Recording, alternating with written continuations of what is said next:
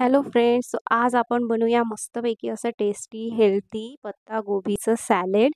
चला तर मग करूया रेसिपीला सुरुवात. मी इथे घेतलेला एक काश्मीरी लाल मिर्च, 1/4 कप मी घेतलेले आहे काजू, एक टोमॅटो आणि 3-4 काळी मिर्च म्हणजेच मिरे. सो हे आपण छान असं उकळून घेऊया.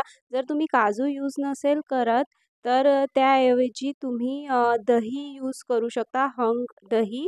पण रात्री करते आहे मी आणि रात्री दही नाही खावं म्हणून मी काजू घेतलेले आहे.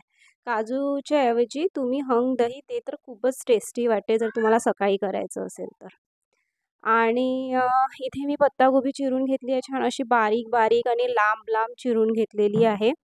आणि त्यानंतर मी या पत्ताकोबीला थोडंसं अगदी 2 मिनिटं थोडंसं पाणी टाकून आणि थोडंसं मीठ टाकून उकळून घेणार आहे, की ते थोडं पचायला हलकं राहावं आणि सेफ्टी दृष्टिकोनातून मी थोडंसं शिमला मिर्च आणि पत्ताकोबी उकळून घेतलेली आहे. अगदी 2 मिनिटं, 2-2.5 मिनिटं.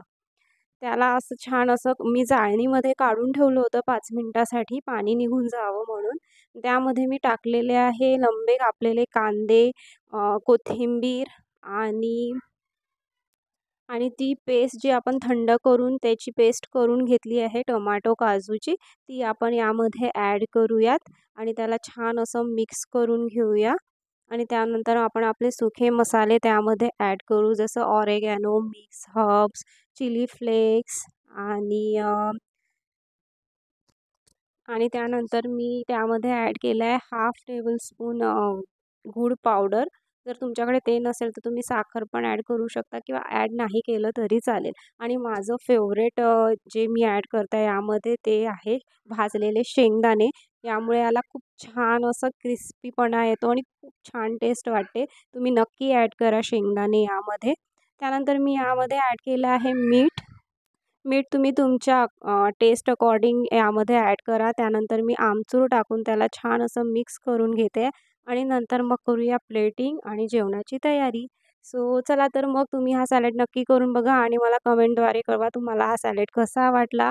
तोपर्यंत तोपर्यंत चॅनलला लाईक करा, शेअर करा, कमेंट करा आणि सबस्क्राईब करा.